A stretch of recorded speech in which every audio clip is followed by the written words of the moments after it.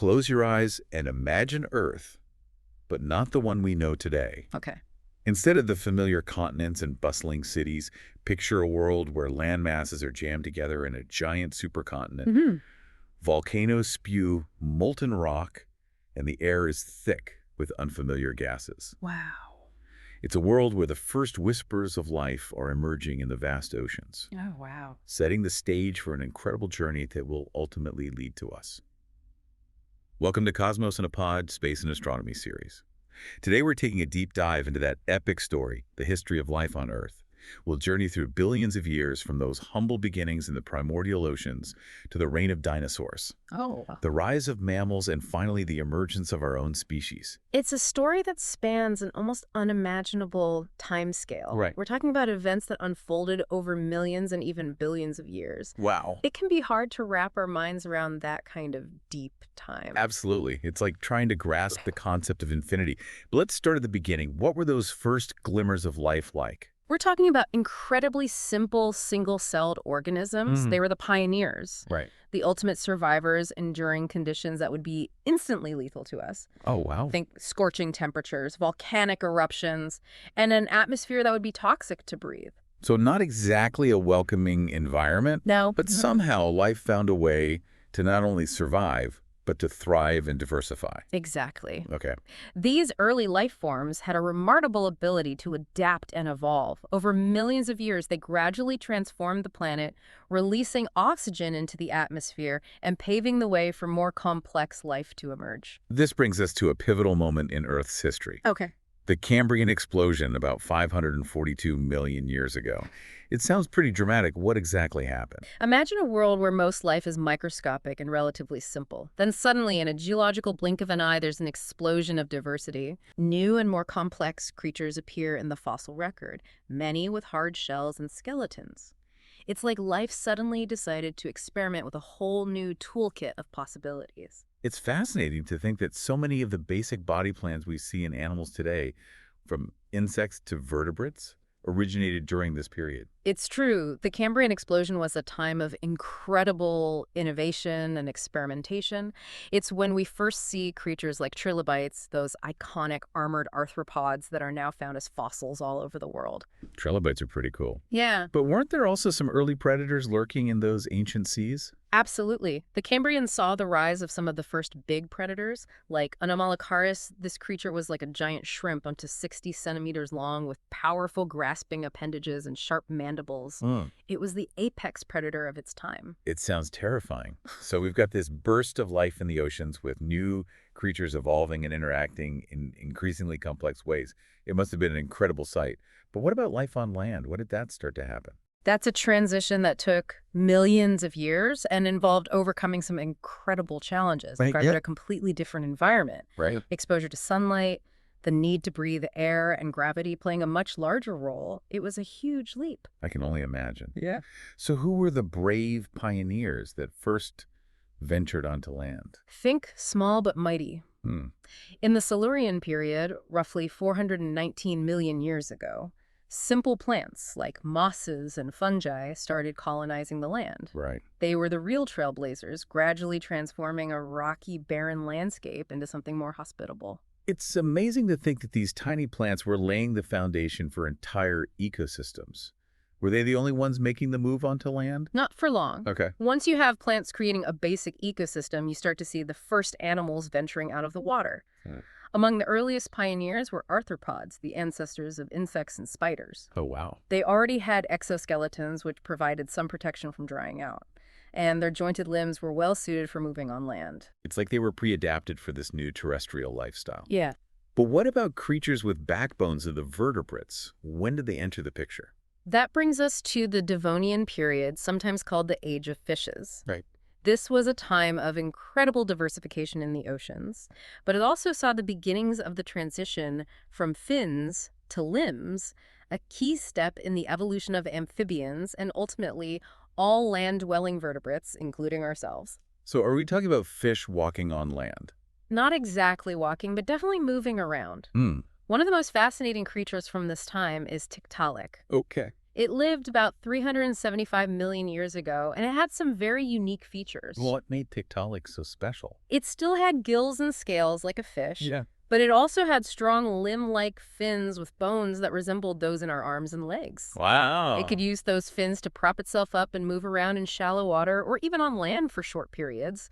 It also had a more mobile neck than most fish and a flat head with eyes on top, suggesting it was adapted to looking around above the water's surface. So Tiktaalik was a real transitional fossil, Exactly. showing us a snapshot of that incredible evolutionary journey from water to land. Exactly. It highlights the incredible power of natural selection to shape life in response to new challenges and opportunities. What stands out to you so far about this journey through deep time? What has you hooked? It's mind-blowing to think about those seemingly small steps from single-celled organisms to the first creatures venturing onto land. It just shows how these tiny changes over millions of years can lead to huge transformations in the history of life. Right. But I have to admit, I'm ready for some bigger players to enter the scene. What about the dinosaurs? Okay, buckle up. We're about to enter the Mesozoic Era, a time when dinosaurs roamed the Earth and the planet looked very different from what we know today. Let's dive into the Age of Dinosaurs. So we're entering the Mesozoic Era, the Age of Dinosaurs. This era spans from about 252 million to 66 million years ago, and it's divided into three periods: the Triassic, Jurassic, and Cretaceous. All right, so we're stepping into the Mesozoic Era, the Age of Dinosaurs. This era spans from about 252 million to 66 million years ago, and it's divided into three periods: the Triassic, Jurassic, and Cretaceous. Before we get to the T-Rex and Triceratops, can you paint a picture of what the world looked like back then? Imagine the supercontinent Pangaea, which we talked about earlier, is starting to break apart. As these massive land masses drift apart, new oceans form and climates change. Okay. The climate during much of the Mesozoic was warmer than today, and there was more carbon dioxide in the atmosphere. Right. This created ideal conditions for lush vegetation to flourish, supporting a huge diversity of life. So we're talking about a world in transition, both geographically and climatically. What were the first dinosaurs like in this dynamic world? The Triassic period saw the emergence of the first dinosaurs. They were relatively small compared to their later relatives, but they already had some of the features that would make them so successful. Many early dinosaurs were bipedal, meaning they walked on two legs. This freed up their forelimbs for grasping and manipulating objects. Oh, wow. Some had already developed powerful jaws and sharp teeth, making them formidable predators. It sounds like the blueprint for dinosaur domination was already being laid out. When did the really iconic dinosaurs come into the picture? As we move into the Jurassic period, we see dinosaurs really hitting their stride, evolving into a spectacular array of shapes and sizes. Wow. Think giants like Brachiosaurus and Diplodocus, those long-necked behemoths that roamed the Earth. Those are the ones that always capture the imagination. Yeah. Can you give me a sense of scale? How big were these sauropods? Brachiosaurus, for example, could reach over 40 feet tall and weigh as much as 50 tons. Wow. Imagine its long neck stretching above the treetops like a prehistoric giraffe, browsing on leaves that other dinosaurs couldn't reach. It's mind-boggling to think about creatures that massive. But But it wasn't just about size, right? What about the predators? Of course. The Jurassic period was also home to fearsome predators like Allosaurus. This powerful carnivore could reach lengths of over 30 feet. It had powerful legs, sharp claws, and a mouthful of serrated teeth, making it more than capable of taking down even large prey. So the Jurassic was a time of giants, both plant eaters and meat eaters. But dinosaurs weren't the only ones ruling the Earth during the Mesozoic, were they? Absolutely not.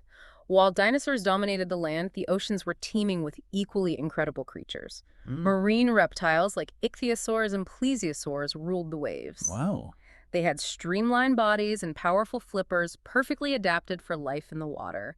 Imagine sleek, dolphin-like ichthyosaurs darting through the water hunting fish and squid, while the long-necked plesiosaurs with their paddle-like limbs patrolled the depths. It sounds like an underwater Jurassic Park. Were there any familiar creatures like mammals around during this time? Believe it or not, during the Mesozoic, our distant mammalian ancestors were already evolving. They were mostly small, nocturnal creatures, probably scurrying around in the undergrowth, trying to avoid becoming dinosaur snacks.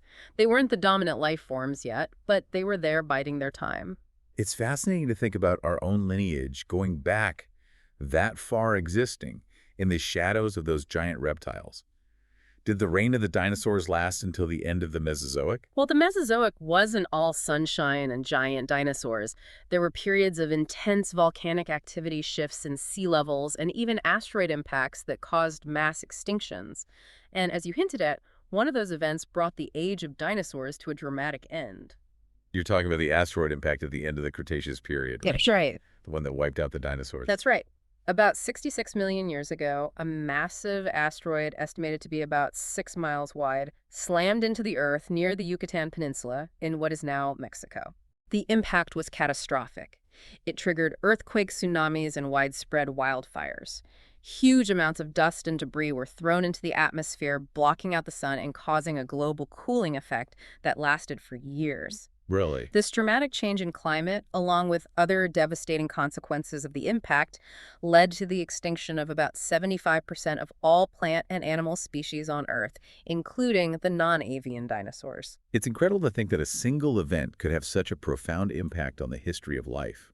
What happened to those small mammals that were living in the shadow of the dinosaurs? That's where the story takes a really interesting turn. While the dinosaurs couldn't adapt to the sudden and dramatic environmental changes brought about by the asteroid impact, many mammals with their smaller size adaptable diets and the ability to regulate their body temperature managed to survive. So in a way, the extinction of the dinosaurs opened up a whole new world of possibilities for mammals. Exactly. And that brings us to the Cenozoic Era, the Age of Mammals, and the eventual emergence of our own species.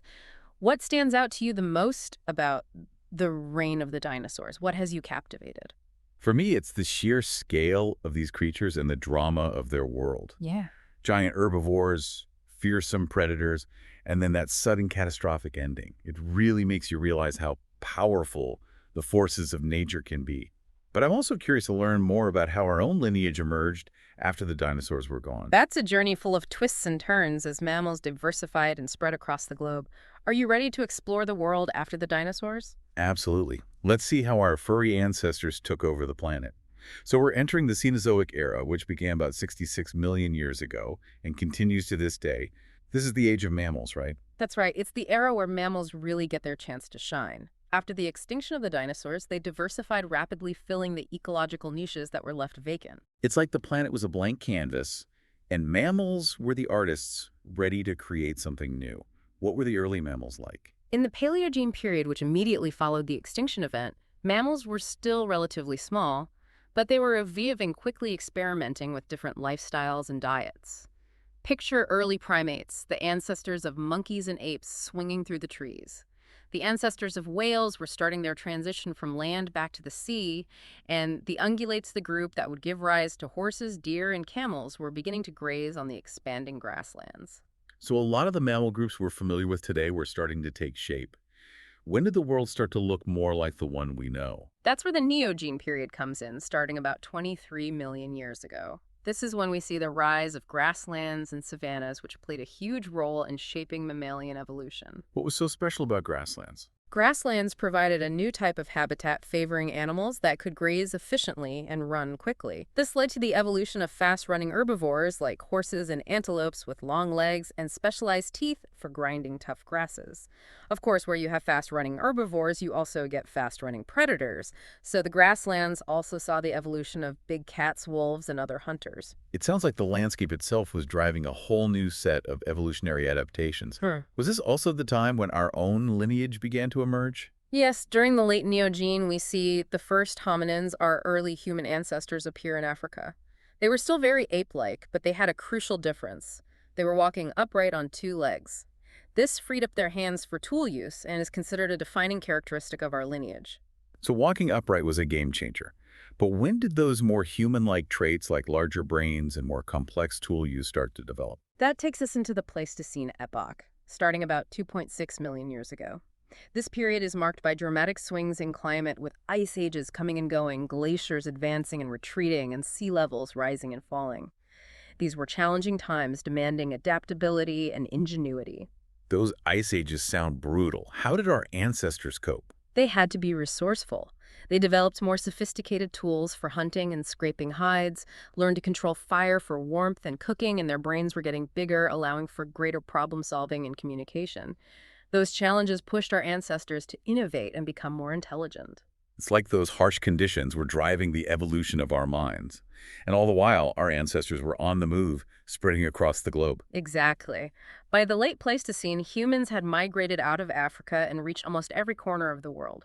They were adapting to new environments, developing new cultures, and continuing to evolve. This brings us to the Holocene, our current epoch, which began about 12,000 years ago.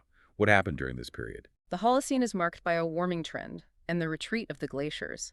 This created more stable and hospitable environments, allowing humans to settle down and develop agriculture. Agriculture. It seems like that was the defining moment for our species. It was truly revolutionary. For millions of years, our ancestors had been nomadic hunter-gatherers, but with agriculture, they could stay in one place, cultivate crops, and produce a surplus of food.